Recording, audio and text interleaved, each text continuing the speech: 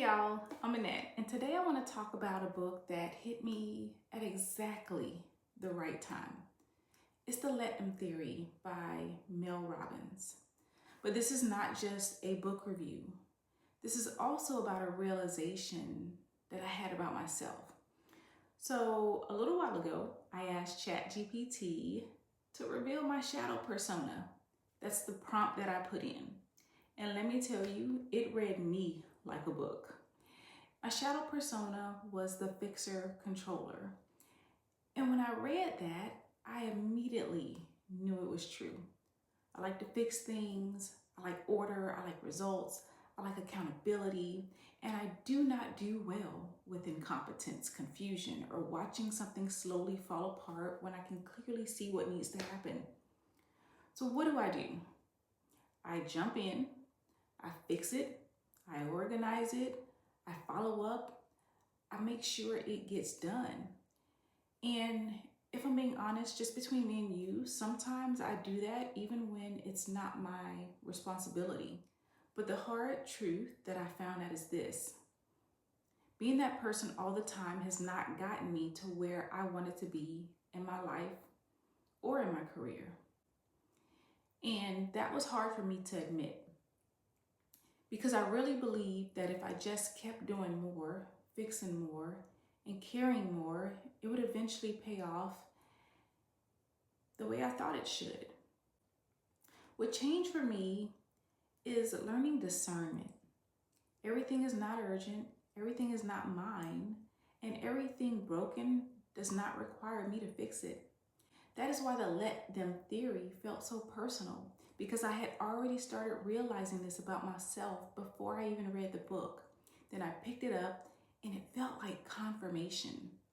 The message sounds simple, but it is not easy. Sometimes you really do have to let them. Let them make their choices. Let them move how they want to move.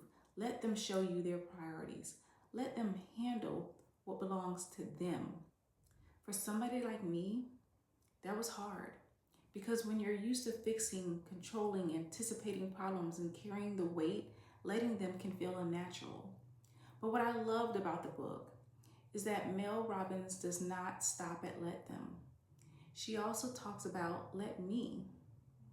And that part matters just as much, because after you let them do what they are going to do, you have to decide what you are going to do.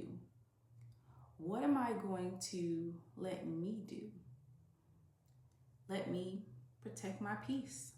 Let me move differently. Let me stop carrying what is not mine. Let me make the decision that is the healthiest for me. That part of the book freed me. It helped me realize that freedom is not always found in changing other people. Sometimes freedom is found in releasing the need to manage them. That message hit home for me in my personal life, and it hit home for me professionally too.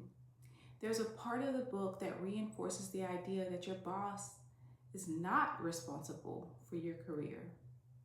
And that is real. You may want the raise, you may want the title, you may want the opportunity. And if it doesn't happen, then you have a decision to make. That is your let me moment. Let me advocate for myself. Let me pivot. Let me stop waiting on somebody else to create the life or career I say I want. That is one reason I've talked about this book so much since reading it. I recommended it to people in my circle. I brought it up in professional development conversations. And I've shared it because I think it helps you examine how you are showing up in your own life.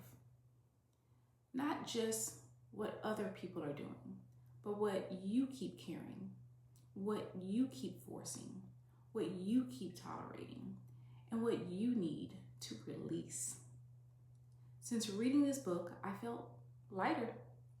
Not perfect, not stress-free, but lighter. I still have moments where I get irritated. I still have moments where I want to jump in and fix everything. But now I pause and ask, is this low risk, medium risk, or high risk? Is this actually mine? Or am I about to volunteer myself for stress that I do not need? Do I need to act, or do I need to let them? And then after that, I ask, what do I need to let me do? That question has changed the way I move. So if you're somebody who is always fixing, always stepping in, always caring more than you should, I really recommend reading The Let Them Theory. And while you read it, be honest with yourself. Ask where you need to let them. Ask what you need to let yourself do. And ask whether always being the strong one, the dependable one, and the one who makes it happen is actually helping you or quietly draining you. For me, this book gave language to a transformation I was already starting to experience. And yes, ChatGPT was actually right. My shadow persona really is the fixer controller. But now that I can see it, I can respond differently. And that is where the growth begins. If this resonated with you, leave a comment and let me know where in your life you need to start saying let them and let me. And if you've read the book, tell me what stood out to you the most. Don't forget to like, subscribe, and share this with somebody who needs permission to stop fixing everything. I'll see you in the next video.